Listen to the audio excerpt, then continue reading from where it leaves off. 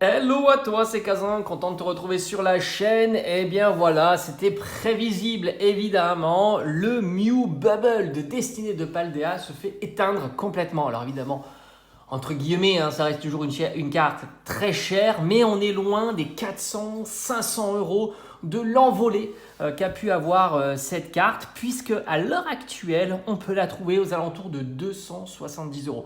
Ça reste évidemment un très gros prix et elle était partie de bien plus bas, parce que je crois de mémoire, c'était une carte qui valait un peu moins de 100 euros, ce qui était plutôt très bon marché évidemment au vu de la popularité, même si au départ, elle faisait pas elle n'était pas si populaire que ça. Moi, j'ai toujours bien apprécié cette carte-là. Oh, j'ai failli faire tomber mon téléphone. J'ai toujours bien apprécié. Moi, j'ai toujours considéré que c'était la plus sympa des trois, même si c'est Dracofeu, donc il a une certaine notoriété. Mais en tous les cas, et c'est ce qui se passe, et c'est ça qu'il faut bien comprendre, c'est que contrairement à des cartes très bon marché, lorsqu'elles explosent, elles corrigent aussi, mais elles restent bien au-dessus de leur prix de, on va dire, de stagnation. Or là, la Mew Bubble, et forcément, elle a pris une sacrée correction comparativement à son prix de stagnation qui était. Alors, je ne parle pas de prix de départ, parce que le prix de départ, c'est vrai que, il me semble, hein, peut-être que je te dis une connerie, mais elle était à moins de 100 balles. C'était vraiment le Dracofeu qui, lui, était plus haut. Mais quand tu surréagis, forcément, à un certain moment, il ne faut pas oublier que qui peut se permettre de dépenser 400-500 euros dans une carte? Et bien forcément beaucoup moins de personnes que, et je vais prendre l'exemple par exemple de cette carte-là, de ce Salamèche, qui peut dépenser 20 ou 30 euros pour mettre la main sur un Salamèche? Beaucoup plus de personnes forcément. Et ce Salamèche-là, tu le trouves à 3 à 5 euros, donc c'était son prix de plancher pendant très longtemps. Et puis elle est montée. Je crois qu'elle est montée au max à 30 euros. Maintenant, elle oscille entre 20 et 25 euros. On peut avoir la même logique pour ce Pikachu qui lui aussi était globalement à 3 euros. Puis à un certain moment, il est monté 20, 25 euros. Maintenant, je pense que tu peux trouver vers les 15, 16, 17, 18 euros sans trop de difficultés. C'est ça la grande différence qu'il y a entre ces cartes qui restent encore, même si elles ont fortement progressé. Tu as un facteur 10 hein, quand même, c'est énorme, énorme, qui progresse bien plus qu'une Mew Bubble, parce qu'une Mew Bubble, même si elle était à 100 balles, elle passe à 400, tu as un facteur 4. Ton Pikachu ici, qui passe de 3 euros à 20, il y a plus qu'un facteur 4. Donc c'est assez énorme, donc il y a de la place pour la correction, évidemment, alors que pour le Mew Bubble, c'est un petit peu plus compliqué, et si toi tu l'achètes en mauvaise période, ben forcément, tu as perdu quand même pas mal. Et c'est pour ça que je t'ai toujours dit, la gestion de la collection, c'est aussi essayer de comprendre et de voir quels sont les prix planchers de certaines cartes. Et c'est beaucoup plus complexe pour ce genre de cartes que sur des cartes basiques comme celle-ci. Alors, non pas basiques dans le sens, elles sont pas top, hein, mais basiques dans le fonctionnement. Une carte promo, c'est plutôt simple à comprendre. Dracofeu aussi souffre un peu, puisque le Dracofeu de Destinée de Paldea, on est aux alentours de 190 euros. Gardevoir aussi, hein, c'est normal. Le trio souffre énormément, puisque Gardevoir, elle aussi, est aux alentours de 110 euros. Il me semblait que ces cartes-là étaient quand même plus chères auparavant. Même le Pikachu Shiny, petite Shiny, souffre. Et ça, je t'en avais parlé aussi. Certains m'ont dit oui, mais tu rigoles, tu dis n'importe quoi, elle est tellement compliquée à faire dropper, c'est Pikachu, ça vaudra ses 80-90 euros. Eh bien non, et ça aussi je te l'avais dit, c'est un format qui ne plaît pas, le format petite Shiny, et c'était prévisible de le voir souffrir, surtout en cette période, et c'est une carte que tu peux trouver aux alentours d'une cinquantaine d'euros. Tu vois, elle ne cesse comme ça de diminuer, tout le temps à 90, puis à 80, 70, maintenant on est à 50, et je ne serais même pas surpris quand on voit un petit peu dans le rétroviseur, Destinée occulte, Destinée de Paldea, tu vois, tu peux comme ça faire le parallèle. Les cartes Evoli, par exemple, ne sont pas si chères que ça. Pourtant, sur une série qui a beaucoup plus performé en termes de scellé, qui est compliqué, etc. Donc tu vois que le format petite shiny, c'est un format qui a du mal à prendre, et la Pikachu est juste une victime de ce format, et c'était prévisible encore une fois, même si c'est vrai que beaucoup m'ont dit mais non, tu te trompes. Alors ça m'arrive de me tromper évidemment, ça il n'y a pas de souci, et je le reconnais bien volontiers, mais quand je me trompe pas, je le dis aussi hein, évidemment. Et puis tu vois, tu as des cartes que je te conseillais depuis un petit moment maintenant, comme par exemple ces deux cartes-là, alors Mimikyu exceptionnel, et tu t'aperçois que contrairement justement un peu à rebours du marché actuel sur les cartes, où il y a quand même pas mal de cartes qui souffrent, et on le voit avec Destinée de Paldea.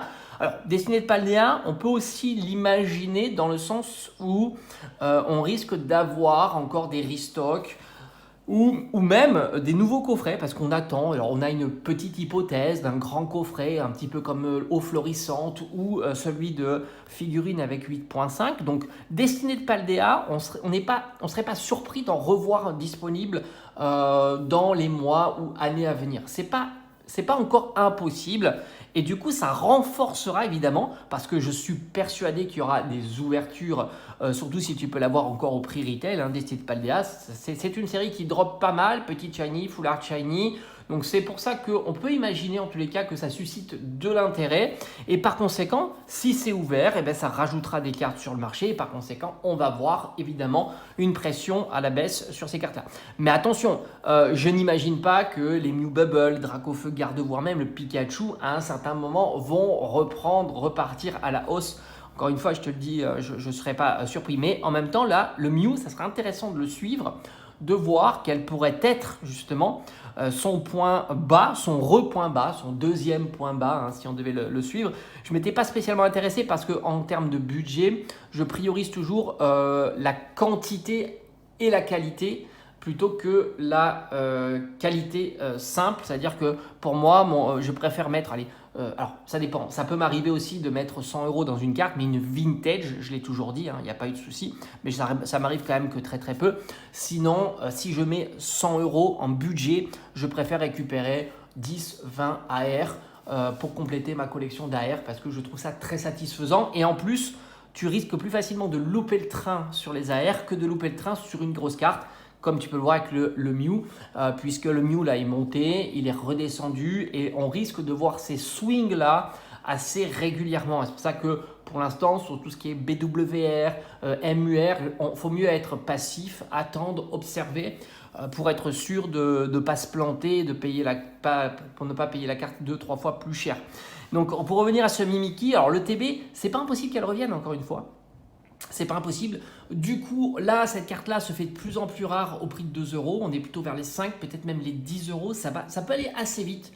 Mais comme je te l'ai dit en début de vidéo, n'oublie pas que même sur des cartes qui augmentent d'un coup, on peut avoir de la correction. Il ne faut pas se précipiter et alimenter cette euphorie sur une carte, puisque la plupart du temps, malgré tout, à un certain moment, tu reviens dans un marché calme. C'est toujours comme ça. Dis-toi que ces cartes-là, il y en aura toujours de disponibles. Donc par conséquent, il suffit qu'elles soient plus dans l'attractivité du moment, parce qu'il y a des attractivités du moment. Quand tu as une carte qui explose, tout de suite, il y a un phénomène de loop qui se fait sur ces cartes-là, et puis ça redescend, évidemment.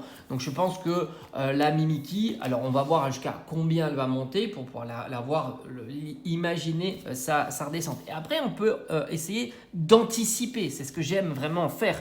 Par exemple, la Victini, je t'en ai toujours parlé, pour moi c'est une carte qui devrait suivre la Mimikyu sans aucune difficulté. Alors pour l'instant, tu as des hypothèses de retour de l'item. La série Noir et Blanc est une très très bonne série qui est encore récente, donc on peut revoir la carte. Mais dis-toi qu'à un certain moment, cette carte-là ne sera pas à 2-3 €. Je crois que son point bas, c'était 2 € ou quelque chose comme ça. C'était évidemment un très très très très bon prix. Je pense qu'on n'ira pas en dessous, en tous les cas, de ce prix-là. On peut imaginer aussi comme ce Boreas. J'ai pas l'autre, Fulguris. Je crois que c'est Fulguris. Moi, je l'avais récupéré, je crois que c'était en vide-grenier. C'est pareil, c'est des cartes où il faudra être pas trop lent. Parce qu'à un certain moment, ça risque de partir. Toutes les petites cartes promo de TB, il suffira que le TB un petit peu se réveille sur Noir et Blanc et elle se réveillera parce que la série, encore une fois, alors même si c'est vrai que j'en parle un petit peu moins, mais c'est une superbe série parce que quand je parle de scellés et de séries, en règle générale, je pars plus volontiers de séries hors .5 parce que les séries .5, elles ont le désavantage de revenir régulièrement. Et je trouve qu'en termes de collection en scellé, elle manque de richesse dans des items que j'aime beaucoup. C'est le booster individuel scellé, principalement, et puis aussi la display pour les autres collectionneurs. Donc c'est pour ça, mais oui, 10.5, exceptionnelle série, évidemment, il n'y a pas de souci, et il faudra surveiller de près. Une à surveiller de très très très près, alors je te fais la vidéo, mais je n'ai même pas été voir son prix, si ça veut, il a bougé, mais ça c'est une carte que j'ai récupérée, je crois, pour 4 ou 5 €. Le Zorua de N, c'est une pépite absolue, c'est une très très belle carte, donc ça aussi il faudra regarder, parce qu'à un certain moment, pour l'instant EV9, c'est la ramasse complète, mais plus une série est à la ramasse, plus tu as de chances que ça reparte très très fort, comparativement justement à toutes ces cartes très tendances qui ont profité d'une certaine tendance, mais qui ont du mal à s'y tenir lorsque la demande se fait plus. Et les Mew Bubbles, c'est le cas. Et les gens sont prêts à la sacrifier. C'est ça qui est assez intéressant, c'est-à-dire qu'on ne l'a pas intégrée comme dans une carte qui a les épaules, comme un Pikachu EV8, comme on pourrait dire Noctali de 8.5 ou comme un Mewtwo de EV10. Pour l'instant, ces cartes-là, elles restent très très très strong. La Mew, il y a eu un phénomène et puis ça a corrigé. On ne se dit pas le phénomène a été validé et on ne se dit pas ok, la Mew c'est 400-500 euros. Non, pas du tout. La Mew Bubble diminue et c'est ça qui est assez intéressant, c'est-à-dire qu'elle ne rentre pas dans le rang des cartes. Souvent je dis à plus de, allez, on va dire qui flirte avec les 400 euros, tout simplement. Et c'est ça qui est assez intéressant de voir que le Mew n'a pas permis de confirmer l'essai. Voilà, de confirmer l'essai. Pareil, Cisaiox, je t'en ai parlé, c'est une carte qui a une certaine popularité quand c'est sorti. Je crois qu'elle est à 7-8 euros. C'est incroyable. C'est incroyable. Mais les AR sont incroyables. Mais contrairement aux AR, tu as des SAR aussi qui sont plutôt bon marché, qui se réveilleront un jour. Là, moi, j'en doute absolument pas. C'est plus simple aussi de se réveiller quand tu n'es pas cher et quand tu es au fond du trou, c'est clair, que lorsque tu as toujours été plutôt sollicité. Moi, j'avais en tête Pania avec Noctali. D'ailleurs, elle progresse. Je crois qu'on est plutôt à 20 euros plutôt que 15 maintenant. Mais il n'y a pas que ça. Tu peux aller sur Faille Paradox. Faille Paradox avec, comment elle s'appelle ? Garde de fer. C'est une pépite absolue. C'est une carte qui vaut 30 euros. C'est assez fou d'imaginer cette carte-là à 30 euros. C'est assez incroyable. Mais je te ferai peut-être une petite sélection, comme j'ai fait pour ma vidéo. Alors, surtout que c'est vrai que quand on parlait du Magikarp, quand j'avais suivi le Magikarp, c'était pour rebondir aussi sur ça, on n'avait pas de visuel net sur le potentiel d'une AR. Maintenant, on sait, et c'est ça qui est assez intéressant, c'est-à-dire que encore une fois, c'est l'expérience qui te permet de raisonner sur le moyen terme, long terme. C'est-à-dire qu'on n'avait aucun visuel sur le potentiel d'une AR. On savait que les AR, ça dropait bien, comparativement aux SAR, parce que c'était 8%. On savait que les AR ne sont pas texturées, donc elles ne susciteraient pas beaucoup d'intérêt. On a été, d'ailleurs, même les professionnels la vendaient à 20 balles, c'est pour te dire, 20-25 euros. Moi, je l'ai vu chez les sites professionnels à ce prix-là. Et ce qui est intéressant, c'est que la Magikarp, et après on pourrait parler du Pikachu Van Gogh, mais Pikachu Van Gogh c'est un petit peu différent quand même. Mais bon, c'est intéressant de voir qu'un format AR puisse dépasser les 300, 400, 500 euros. C'est pour ça que ça me fait dire que pour moi le Magikarp fera la même chose, un petit peu plus longuement, mais fera la même chose. Mais du coup, cette carte-là nous a montré que, on pouvait dépasser déjà atteindre les 50 euros, puis après dépasser les 100 euros, et puis après déplafonner complètement et se dire qu'il n'y a plus de limite en fait. Et là, je pense que réellement, pour certaines AR, et donc pour le format AR, il n'y a plus de limite, et je pense qu'on peut imaginer des AR tutoyer les SAR sans difficulté. Mais quand je dis tutoyer les SAR, c'est-à-dire les grosses SAR des différentes séries. C'est pour ça que pour moi, EV2 sera vraiment une série qui sera ultra demandée plus tard, lorsque justement Pikachu... Pourquoi je te parle de Pikachu? C'est pas possible, j'en veux avec Pikachu, il est là. Lorsque le Magikarp justement aura encore plus performé, et pourquoi pas entraîner dans son sillage les cartes comme Tyrannosif, comme Raichu et comme d'autres de la série. Donc ça, c'est pas impossible. Et bon, pour l'instant, on n'y est pas. Mais comme je dis, la compréhension avec des nouvelles raretés se fait au pas à pas. On peut imaginer, c'est ce que j'essaye de faire avec les BWR et avec les MUR, je peux imaginer en essayant de s'appuyer sur des formats un peu similaires du passé, mais en règle générale, on le saura que quand elles auront confirmé ou infirmé ce genre d'hypothèse. Voilà, pour moi, les BWR et les MUR, ça ne devrait pas être des cartes plus chères que des alternatives, parce que je pense que le format est un format de mode. Maintenant, parce qu'on a vu avec les Rainbow, on a vu avec les Gold, ça n'a jamais pris. Même avec les nouvelles Gold, les Gold de Destinée de Paldea, les Black Gold et ainsi de suite, ça n'a jamais pris. Peut-être que ça fera une exception, parce qu'on a eu quelques exceptions. Mais sur les exceptions, ça a été par exemple des Gold alternatives. Il y a le mot alternative qui change la donne et le travail de la carte est différent aussi. Donc voilà, tout ça, ça nous permet de suivre. En tous les cas, très intéressant. Moi, j'aime beaucoup. C'est une question d'enrichissement de la compréhension en tous les cas du marché Pokémon. Moi en tous les cas, ce que je verrais, c'est plutôt la Victini, la Boreas, évidemment la Noirfang, le Zorua, ça, pour moi, ce sont des cartes à surveiller parce qu'elles sont exceptionnelles, vraiment très très sympas. Et même hein, les Ogerpon, toutes les petites cartes AR comme ça de promo, elles sont vraiment réussies. Hein. Il y en a une autre, je sais plus aussi je l'ai, c'est Flotte Mèche ou un truc comme ça. Bah, c'est super sympa. C'est vraiment, ce sont de très très très très belles cartes. Voilà, Flotte Mèche, magnifique. Épine de fer, très sympa. Hotte de fer, magnifique. Hurle-queue aussi. Je ne sais pas si je l'ai, Hurle-queue, parce qu'il est aussi dans mon classeur Rondoudou. Tiens, c'est fou. Ouais, je dois pas l'avoir, Hurle-queue. Enfin, c'est comme ça. Moi, si vous vu, j'ai des cartes un peu à droite, à gauche. Il faut vraiment que je fasse un tri. Mais voilà, Hurle-queue aussi, c'est une très très belle carte. Donc voilà, il y a de quoi regarder. Je te dis à bientôt. Encore merci d'être aussi présent sur la chaîne. Ça me fait excessivement plaisir. Après, il y a des messages qui... En fait, faut bien comprendre que je ne suis pas sensible, en tous les cas, aux messages récurrents, toujours les mêmes. Voilà. Il n'y a pas de souci, en tous les cas, là-dessus. Voilà.